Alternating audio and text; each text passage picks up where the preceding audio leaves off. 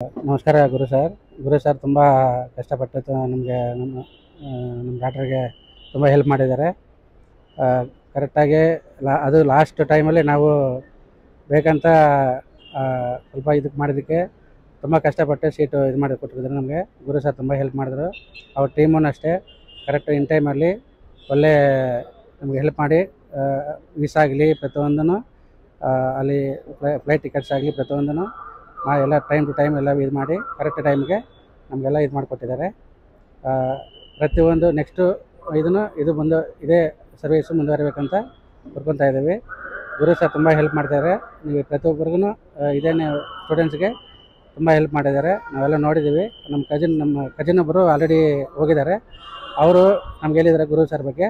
ಅದಕ್ಕೋಸ್ಕರ ನಾವು ಗುರು ಸರ್ನ ಮೀಟ್ ಮಾಡಿ ಲಾಸ್ಟ್ ಬ್ಯಾಚ್ ಇದು ಆ್ಯಕ್ಚುಲಿ ನಮ್ಮ ಬೇರೆಯವ್ರು ಆಗಿದೆ 100% ಮಾಡೋಕ್ಕೆ ಆಗ್ತಾ ಇರಲಿಲ್ಲ.